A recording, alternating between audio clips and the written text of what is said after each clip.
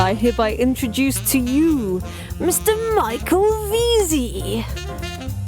Starting a business on your own can be lonely and worrying. Selling online multiplies this issue tenfold. Getting expert help is a great way to reduce anxiety, wasted time, and confusion. The Amazing FBA mentoring program is in its fourth year of helping sellers to get started on Amazon.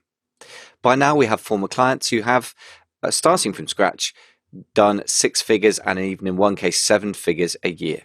Obviously, these are not typical results. These are exceptional people. Nevertheless, we can help you get launched faster, safer, and with a much higher chance overall of success. With clients from Melbourne, Australia to Manchester, England, we bring a genuinely international perspective. To find out more, go to amazingfba.com/mentoring. Thanks for listening. Ladies and gentlemen, boys and girls, Mr. and Mrs. Mayor, whoever else is listening out there, this is Michael Veazey for the Amazing FBA podcast. Welcome to the show. We have today Emma Schermer Tamir from marketingbyemma.com. Emma, I love this tagline, turns her curiosity into conversion spiking copy for Amazon and e-commerce sellers. Now, that's a bit of purple prose. I've got to dig into that curiosity word. But first of all, Emma, warm welcome to the show. Thanks for coming on. Thank you. Thank you so much for having me, Michael. I'm really happy to be here today. Yeah, it's great to have you here. Now, it's obviously talking about listing optimization is something we do every 5 minutes, and rightly so because it's so important. But I think the fact that you're a wordsmith / copywriting specialist is important because sometimes we can get the idea, of course, it's extremely important. Someone like Daisy Pollard, for example, who I know we've talked to recently, is very focused on images. And obviously, image marketing is critical on Amazon. But I think the words can sometimes be seen as a sort of unimportant sort of second cousin. And we're here today to try and redress that balance. So first of all, my question is, why do words actually matter in an Amazon listing? Have you got any evidence that they actually matter? So they matter for a whole variety of reasons.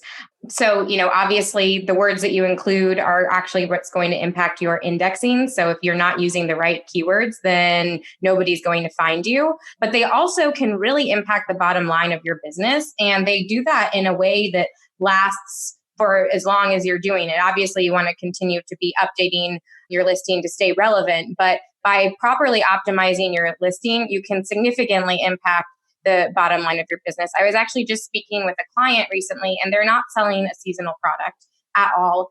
We worked on their listing around June. At that time, they already had a really good conversion rate. They were sitting at 25.61%.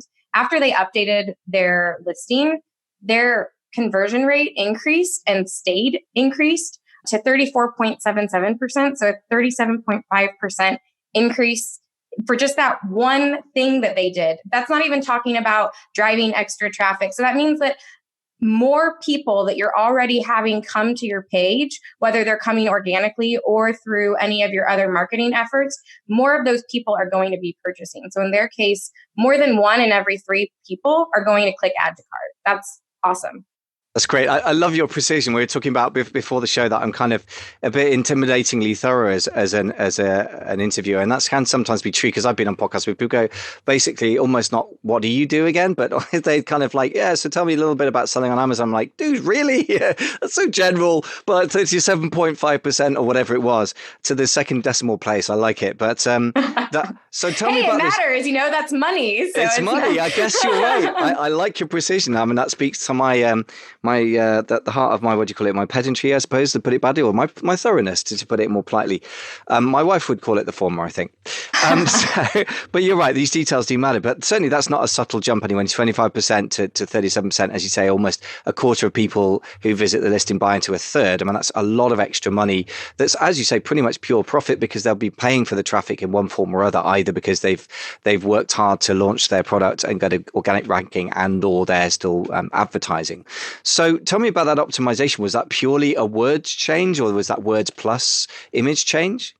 So that was everything, including reassessing the keywords that we were using. That was also creating an amazing core listing. I believe at that one, we had also upgraded to EBC at that time. And then we created some fantastic infographic text as well. And so what I mean by infographic text is not just letting those images stand on their own, but actually creating some text to help make sure that the message that you want to get across is getting across with every single picture that you have on your listing. Yeah, and that's something I want to dive into, because I do think that infographic text, there's more to it than meets the eye, because I was working with a client the other day, and actually he put so much text on his images. I said, look, it's going to be unreadable on mobile. It doesn't look good. It's not making a point. There's an art to sort of boiling down your thoughts and then boiling them down and then boiling them down again, right? I know one famous copywriter used to, as I understand it, charge 6 times as much for a headline as he would for the first few paragraphs of copy, which is interesting, right? Because the rewriting's so much work. Yes, I would argue that the fewer the words, the more challenging the job. And just a point of thumb or rule of thumb for infographic text, if you're needing to zoom in to read the photo, then you probably are including too much text and you need to reel it back in. So you don't need to overload people with something. The text should really be supporting the message and helping to emphasize one or maybe a couple of key points. It shouldn't be bouncing all over the place and giving this like full text heavy. That's not appealing to anybody. Absolutely, but a lot of people do it. So thank you for flagging that up. I think it's a very good point there. All right, so coming back to this key question of, do words matter? And it sounds like a dumb question, because obviously to some degree they do. But I mean, the $64,000 question, I suppose, is, to what extent do the words matter compared to images? I mean, that's a kind of impossible to test unless you're going to do some really weird split tests where you write some really horrible listings with beautiful photographs. But I mean, in your experience, have you got some kind of numbers, or you don't have to give us to the second decimal place, but some kind of experience or case studies that indicate the power of words as distinct from photographs? For example, if you have split different text but kept the photos the same. So what I'm talking about with this particular client, actually, they didn't create any new images and they didn't upload any new images. Obviously, updating the EBC is going to impact things, but the images were the same. So that was really just looking at the power of words for that particular example. And you also want to be thinking about the different type of shoppers. So it's different people, words matter in different degrees, right? And so you want to make sure that whatever kind of shopper a person is, that you're going to be able to give them what they need to make a confident choice that your product is the correct product for their needs. And so, of course, there are going to be the casual visual shoppers, but maybe those visual shoppers also have a few key points that they really need to know about your product. And so they're going to have to go to your listing. And then if they get there and they're seeing weird stuff, grammatical errors, incomplete information, or they just can't even find what they want, then that's giving them an opportunity to go elsewhere. And you really want to minimize that chance for somebody's mind to wander, to question, or to do anything that might make that competitor that's advertising in your listing a very tempting place to click. A lot of sense. And again, one of the ways I know that makes sense is just my reaction to sort of what I call Chinese English. I suppose I'm trying to be polite with that sentence, but there's a lot of things on Amazon where the listing photos are average, but the English isn't grammatically wrong, but it's stylistically weird. For example, have happy time in toilet is not something any American or Brit I've ever spoken to would say, but you see stuff like that. The word happy appears an unnaturally large amount in a lot of Chinese written listings. And you just think that immediately what it says to me is, I'm an Amazon seller, so I'm a different type of shopper, but I'm sure that a lot of people who shop a great deal, even if they don't sell on Amazon, have a sophistication as a consumer that is pretty high these days. And they immediately smell that kind of that weird smell of like this listing's just somehow not authentic. They don't really get me because I don't speak like that, and I just anyone I've ever met. And suddenly, for me, that means I'm prepared. I'm immediately thinking, is this product going to fall apart? Is it going to possibly, if I'm very suspicious minded, get shipped from China instead of from a US warehouse, which has been an issue if I've read the right newspaper headlines. And also I'm thinking, okay, I'm going to probably pay $2 or $3 less. So you're quite right that just using the word happy time for me probably does 3 very damaging things immediately without me even thinking about the images. So You have a very good point, because I was thinking, is this real? I thought, yeah, you know what, it is. And actually, as you say, bad spelling makes you wonder what other quality control they haven't performed, like seeing if their widget works, right?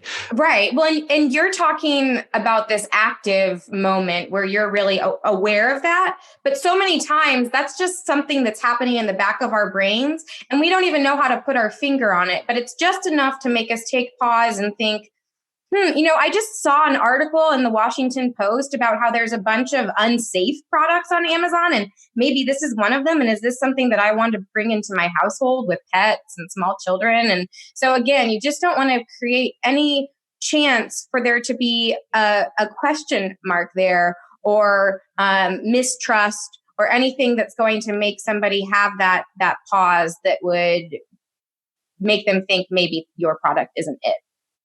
Yeah, it's an interesting way of looking at it, so that you're almost in some ways treating the text, even if for somebody who's primarily a visual buyer, that the text needs to at the very least not offend them. And actually, there's quite a few ways you can offend: inaccurate information, missing information, if something's about weight, I guess you were saying. And I guess I was implying a sort of tone of voice, which is a bit more sophisticated. But again, it's not hard to get that right if you think about it. But sometimes people really obviously don't. So, okay, great. So some great reasons why we should be taking this seriously. In a second, I want to get into the tactics of how we create a great listing with regards to the word side of things. But first of all, I just want to dig a bit more into your background. So I'm very curious about the word curiosity. You were saying, Emma turns a curiosity into conversion spiking copy. So tell me about the word curiosity. How does that impact your writing?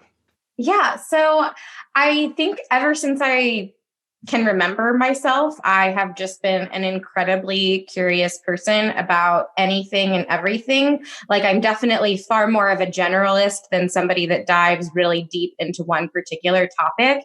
And I think that that's a great advantage when you're speaking about marketing, because we're helping people not only market so many different types of products and so many different categories, but also to so many different types of people.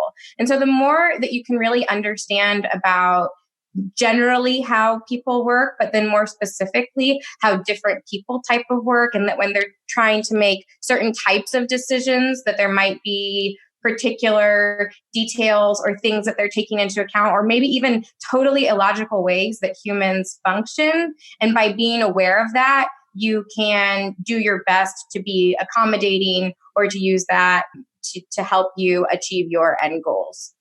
So interesting what you're saying.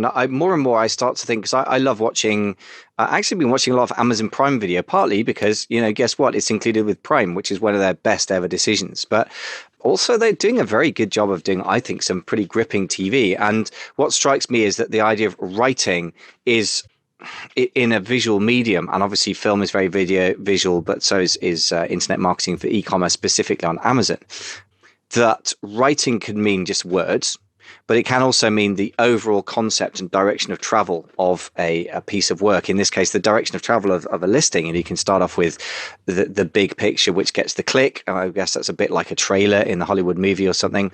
And then you can take people through the idea of using it, or the idea of being in a store, turning it upside down, pressing the buttons, fiddling with it, whatever the journey is that you're wanting to take them on.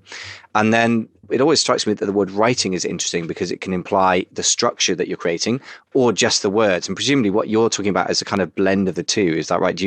Yes. And I love that analogy. I might want to steal that from you in the future. Do. Can't copyright that. Yeah.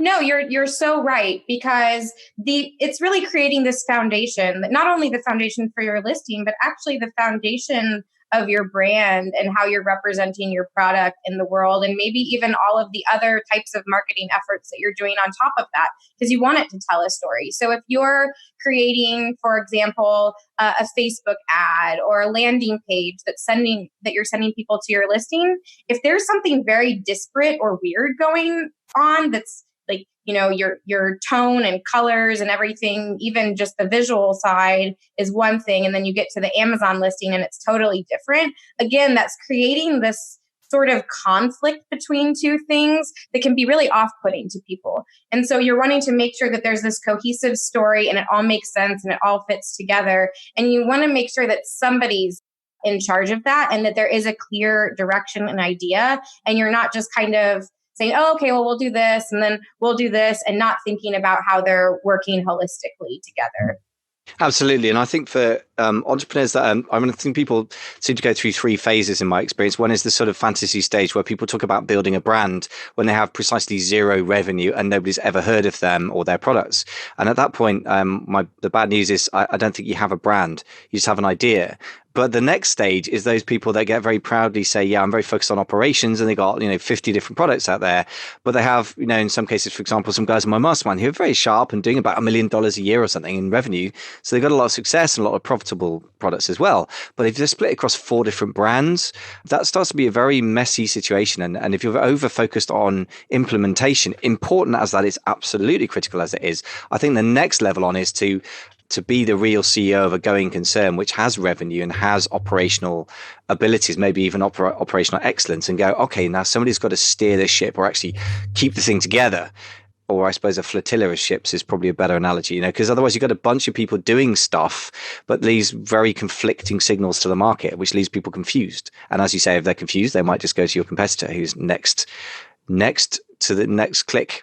Yes. Well, and also if you're thinking about what your goals really are as a business, so whether that's to sell your brand one day, whether that's eventually to even expand off of Amazon, all of those things are going to be so much more challenging if you're not clear about all of that stuff, because people don't, there are people that are successfully selling Amazon businesses that are, they're having this weird combination of products in their catalog, but it's going to be much more appealing if you have this brand equity that's more than just a few hero products.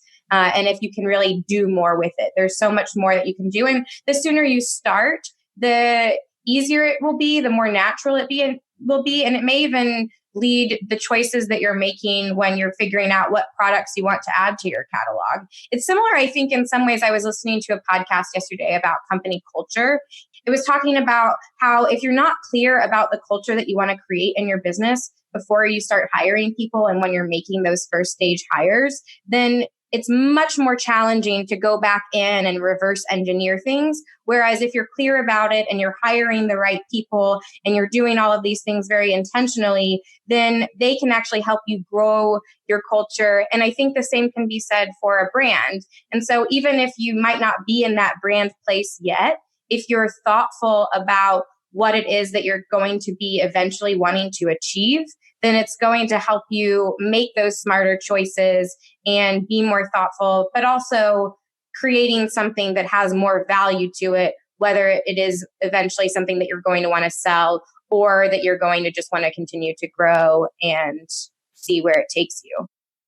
Yeah, absolutely agree with that. And I think the days when you could create a sort of grab bag of products that happen to make some sales right now and sell that as a business, I believe are going to be drawing to an end. Because if you look at the supply and demand of Amazon businesses for sale versus people buying them, they're going to be much more educated buyers these days, and they're going to have a much more choice. So just like Amazon listings themselves for individual product lines need to be more slick, more integrated, more congruent with the needs of a particular market, I think that's exactly true for Amazon businesses as well. And you see that market's growing as well. So yeah, I suppose what we're talking about here is very interesting. We've quickly gone from listing optimization to the brand as a whole. But I really think that what you put your finger on it is that you need to start off with intention of a sort of brand culture, if you like. And then your listings are, I suppose, individual reflections of that. And if you have a Facebook ad that goes to a listing, it needs to be the same. So in other words, you're more of a sort of brand architect in the end, I suppose, than just a copywriter from that point of view, right? That's a very lofty thing to say. But yes, I think that there's a lot to be said for that. And I think even more so, as third-party sellers come under scrutiny and people and customers in particular start to be more suspicious about who they're purchasing from, having a brand, being able to have a website that's searchable and visible, even if you're not doing that much to it, but that people can go, oh, okay, these guys are real. It's not just some questionable person trying to sell me something that's going to fall apart and then disappear. That's important. And again, it just becomes much more challenging to do if you're not clear about what your goals are with your business and what it is that you're trying to create with your customers. Because even something as simple as let's say, coffee products. There's so many different types of coffee drinkers, and there's so many different ways that you could build a brand around coffee. And so making sure that you're clear about where you fit into that is so important. Otherwise, you're just one of the other, 20,000 hand grind coffee. Yeah. Absolutely. And not a place you want to be. Yeah. Yeah. In a way, I just think what I see, because I've been selling on Amazon, so just over 5 years, doing the podcast about it for 4.5 or something now, coming on for that. And the trend I see is actually just more good business practice goes from desirable to necessary to absolutely have to have it. But it's still the same thing, which is make sure you have some kind of idea of who on earth you're selling to, make sure you have some consistency in your tone of voice, make sure you have consistency in even the products that you have. I mean, or even sets of brands. I mean, if you think even bigger picture, it's the same thing. Have you got 4 different brands, one of which is like coffee type products, another one is surfboards, another one is aids for the elderly. It's going to be really hard to bundle that up as an attractive package to somebody else. Whereas, even different brands can have some similarity and some kind of customer crossover. So in the end, it comes down to good old-fashioned business things like coherence and coordination and having consistency and having some kind of core customer at the center of it all, rather than just grabbing products. So it's kind of nothing new, but it's interesting that the same topics come up again and again each year, but they get more and more important. So I think in some ways this is new, but it's just, as you said, the trust issue now is something we have to take very seriously, because I just there's a newspaper in the UK called the Daily Mail, which is not probably the most intellectually sharp paper out there, but it kind of reflects a certain kind of consumer that's maybe kind of middle brow. It's kind of average for a lot of consumers.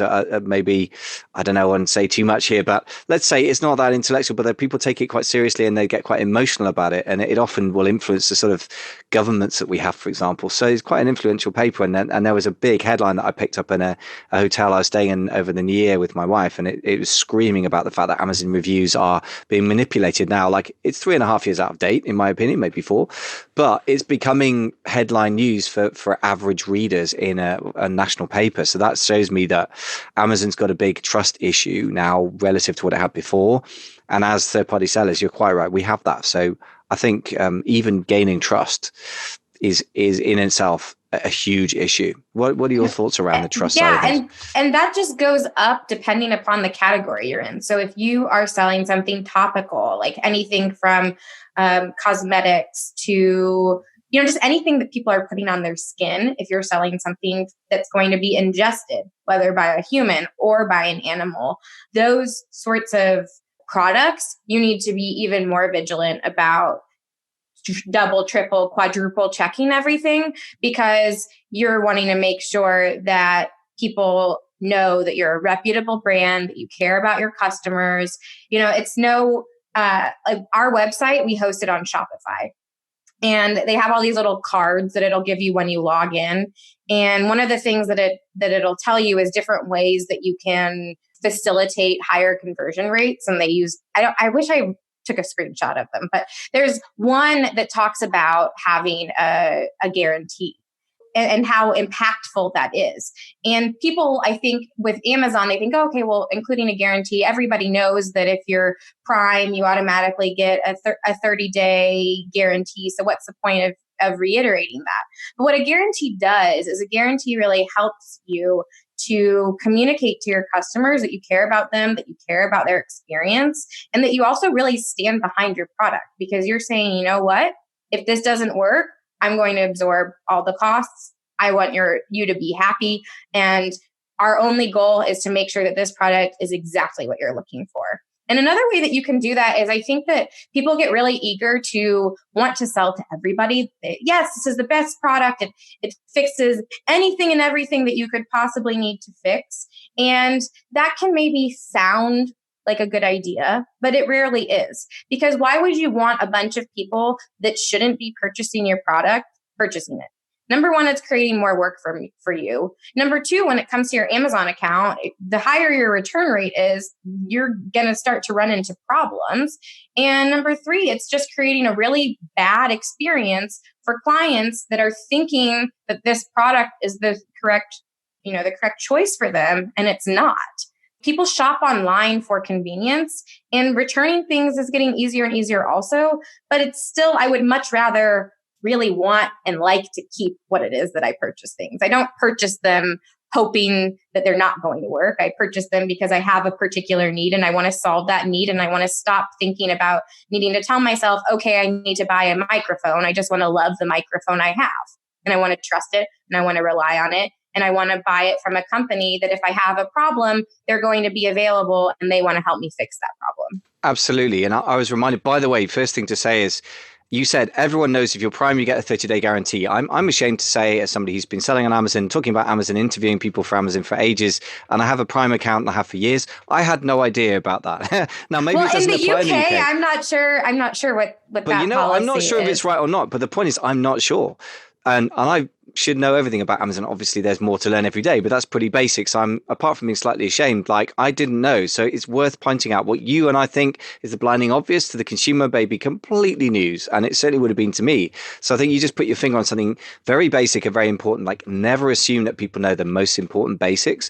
And if it's going to help conversion and you articulate it and your competition doesn't, you win, right? So that's a very nice little nugget there. The other thing is that all things to all people, I couldn't agree more. And actually, we had a case in the 10K Collective that somebody's doing very, very well, doing over £1 million a year. Conversion rate is 30%, quite nice product. It results in all ways, very profitable as well.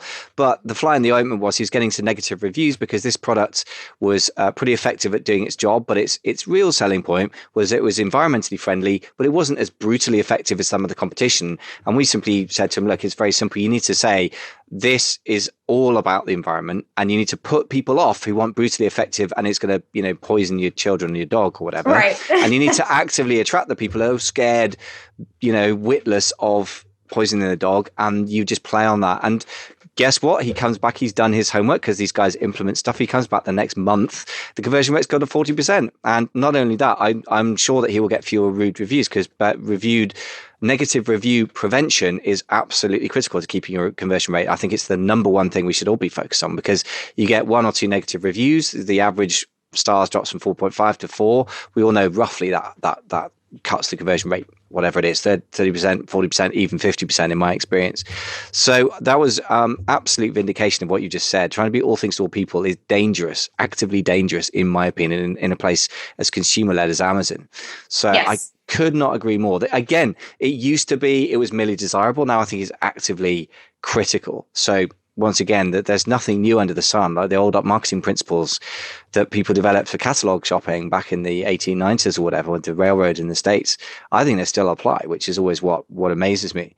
I agree so much. And even more so now that choice is just, it explodes more and more every day. So all of these finer points and the customer's ability to really have a set criteria that they're able to say, like in the case of effective versus ingredients, one of the few things that jump to my mind are like deodorant. If somebody really wants natural deodorant, it's more important to them that it doesn't have aluminum and some of these other really potentially carcinogenic ingredients. And so they're willing to have to reapply throughout the day, because they understand that the reality is that even the best natural deodorant probably isn't going to keep you, stink free for 24 hours.